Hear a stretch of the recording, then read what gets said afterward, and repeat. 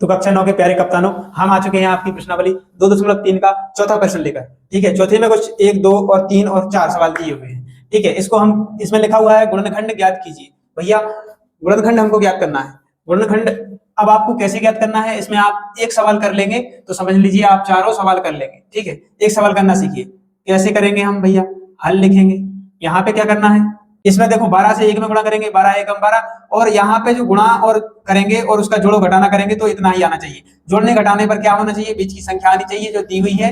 जोड़ें या फिर घटाएं, कुछ भी करें, या तो जोड़ना चाहिए या घटाना चाहिए। तो इनमें 7x आना चाहिए और यहाँ पे क्या होना चाहिए, 12 और 1 का गुणा किया तो 12 एकम 12 होना चाहिए, मतलब 12 गुणा करने पर आना चाहिए। यहाँ पे जो संख्याएं आएंगी तो यहाँ पे हम लिखेंगे 12x² लिखा हुआ है, इसको 12x² लिख देंगे। ठीक है, आप करके देखिए, आ जाएगा आपको। यहाँ पे देखेंगे माइनस का चिन्ह लगा हुआ है तो माइनस का चिन्ह लगाएंगे।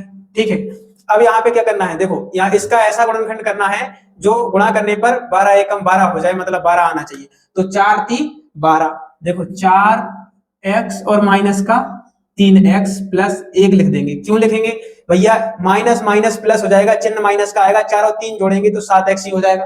ठीक है, हमने क्या बोला था, या जोड़ें या फिर घटाएं कुछ एक करने पर, तो यहाँ पे हम जोड़ रहे हैं, माइनस माइनस प्लस हो जाएगा और चिन्ह माइनस का ही आएगा। तो 4x और 3x कितने हो जाएंगे, 7x हो जाएंगे, अच्छे से पता है। और इन दोनों का गुणा करेंगे, 4 3 12, ये बन रहा है, पहला जो गुणा करने पर बनाना चाहिए था 30 चौक 12 हो जा रहा था, तो इन दोनों का गुणा कर रहे हैं तो 12 बन जा रहा है, और जोड़ रहे हैं तो इन दोनों को तो 7x बन रहा है। इसी को हम गुणनखंड कहेंगे। कैसे, देखो इसको एक कोष्टक में 12x² लिख लेंगे, माइनस के 4x लिख देंगे, इसको एक कोष्टक में लिख देंगे। ठीक है, यहाँ पे देखेंगे -1 बाहर ले लेंगे, यहाँ पे जो माइनस का होता है, यहाँ पे जो माइनस का होता है वो क्या बन जाता है, प्लस का बन जाता है, और ये जो ये प्लस का होता है ये माइनस का बन जाता है।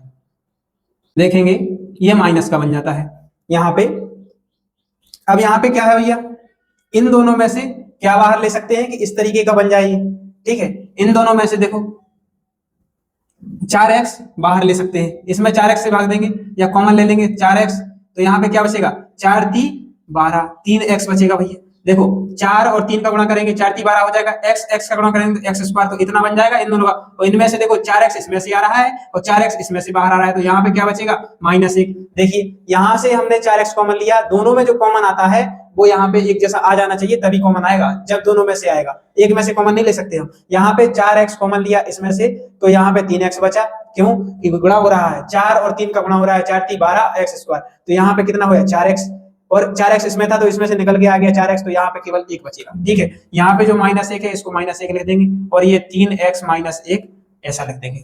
अब जो दो पद हैं 1 और 2, जो दोनों हैं एक जैसे बन गए हैं, तो एक जैसे वाले पद को एक बार लिखेंगे और इसको एक बार लिखेंगे। 4x बचा हुआ है तो 4x, -1 लिखा हुआ है तो -1, इसको एक पद में कर देंगे, और 3x -1 जो लिखा हुआ है उसको हम, जो 3x -1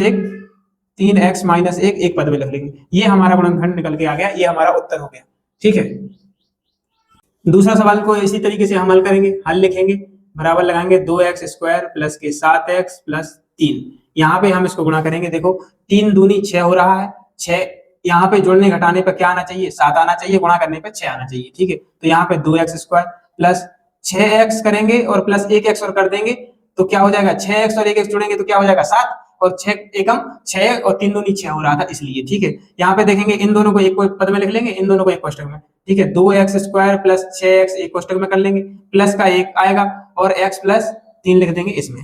ठीक है, यहाँ पे इन दोनों में से क्या, देखो एक साथ मिल रहा है, 2x यहाँ से कॉमन लेंगे तो यहाँ पे क्या बचेगा भैया 3। ठीक है, और यहाँ पे क्या बचेगा x, इस जैसा बन जाए हमारा। ठीक है, ये पद जो है, ये पद इस पद में से इस जैसा बन जाना चाहिए, तो यहाँ पे क्या कॉमन लेंगे, 2x कॉमन ले लिया तो इसमें से क्या बचा x, और यहाँ पे प्लस, और 2x जब 2x से इसमें भाग देंगे तो क्या बचेगा 3 प्लस 1 x प्लस 3 लिख देंगे, बराबर 2x प्लस 1 एक कोष्टक के अंदर लिख देंगे इसको और इसको, और ये दोनों में से एक बार लिख देते हैं इसको, ये हमारा उत्तर हो जाएगा। और जब इन दोनों को गुणा करेंगे तो ये पद निकल के आएगा। ठीक है, इन दोनों पदों से गुणा करेंगे तो ये पद निकलेगा। अब हमारा जो तीसरा सवाल किया हुआ है इसको भी हम इसी तरीके से हल करेंगे भैया। देखेंगे 6x² प्लस 5x माइनस के 6x, भैया ये 6x नहीं हो सकता, यहाँ पे x 6 ही होगा, यहाँ पे 6। ठीक है, x नहीं है, ये गलती से लिख गया होगा। यहाँ पे देखेंगे हम 6 और 6 का गुणा करेंगे, 6 6 36 हो जाएंगे। तो यहाँ पे ऐसा कौन सा पद लिखा जाए कि गुणा करने पर तो 36 होना चाहिए, और जोड़े या घटाएं कुछ भी करें, एक कुछ करें तो 5x आना चाहिए। ठीक है, तो 9 और 4 का गुणा कर देते हैं, 9 चौक 36 और 9 में से अगर 4 घटा देंगे तो 5 ही बचेगा। यहाँ पे क्या करेंगे 6 6 36 हो रहा था, इसलिए यहाँ पे 6x² ये तो जाके जैसे का जैसा लिखा रहेंगे। यहाँ पे क्या करेंगे भैया प्लस का क्या करेंगे 9x करेंगे और माइनस का 4x करेंगे -6।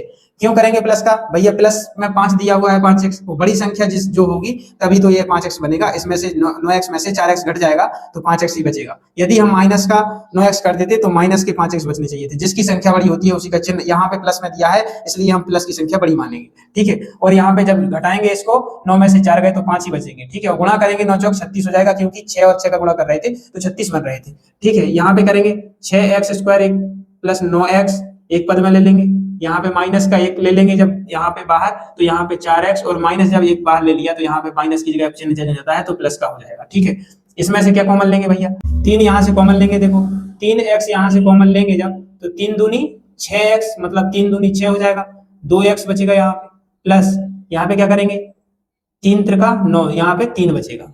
ठीक है, अब यहाँ पे माइनस इन दोनों में से क्या कॉमन लेंगे, इन दोनों में से हम लेंगे क्या कॉमन भैया, दोनों में जा रहा है, इसमें से 2x आ रहा है और इसमें से 2, यहाँ पे 2 कॉमन ले सकते हैं तो माइनस के 2, यहाँ पे डायरेक्ट भी ले सकते थे हम, तो 2x 2 दूनी 4, 2x बचेगा और 2 3 6। यहाँ पे देखो ये पद और ये पद एक जैसा बन गया है और इसको अलग लिख लेंगे, 3x माइनस के 2 ये बाहर आ गए, इसको मिला के लिख दिया और इन दोनों में से एक बार इसको लिख देंगे 2x प्लस 3, ये हमारा उत्तर हो गया। अब इन दोनों का गुणा करेंगे जब हम तो यही निकल के आएगा भैया। ठीक है, अब जो हमारा चौथा प्रश्न दिया हुआ है इस इन्हीं तरीके से इसको भी हल करेंगे, देखेंगे हल बराबर का चिन्ह लगाएंगे 3x² माइनस x माइनस 4। ठीक है, क्या करेंगे भैया 4 से भाग देंगे 3 में, 4 3 12 हो रहा है, तो यहाँ पे किसका क्या जोड़ा जाए, 2 अंक लिए जाए कि यहाँ पे गुणा करने पर तो 12 हो जाए और जोड़ने घटाने पे केवल x बचे। ठीक है, तो 4 3 और 4 4 3 12, देखो 4 3 12 हो रहा है तो इसमें से 4 में से 1 चला जाएगा तो भी x बचेगा। ठीक है, तो यहाँ पे लिखेंगे 3x² जो यहाँ पे लिखे हुए थे इन्हीं को लिख दिया है हमने यहाँ पे, और फिर माइनस यहाँ पे क्या करेंगे 4x बड़े कर देंगे क्योंकि माइनस का दिया हुआ है, और प्लस के कर देंगे कितने 3x और माइनस 4। प्लस के क्यों करेंगे 3x, क्योंकि माइनस प्लस माइनस होगा तभी जाके हमारा 1x बनेगा। जब 4x में से 3x घटेंगे, कब घटेंगे जब माइनस और प्लस के होंगे, यदि माइनस का कर देते तो माइनस और माइनस प्लस हो जाता और जुड़ जाते 7x हो जाते, और हमें चाहिए कितना 1x है, जुड़ने घटाने पर क्या चाहिए 1x, तो 4x और 3x माइनस प्लस माइनस होगा, 4x में से 3x घट जाएंगे तो यहाँ क्या बचेगा माइनस का केवल x, माइनस की संख्या बड़ी है इसलिए माइनस का x बचेगा। ठीक है, यहाँ पे क्या करेंगे 3x है जो इसको एक पद में लेंगे, इसको एक पद में लेंगे। ठीक है, 3x माइनस 4x इनको एक पद में ले लिया, 3x² माइनस 4x, प्लस यहाँ पे क्या कॉमन लेंगे भैया 1 लेंगे।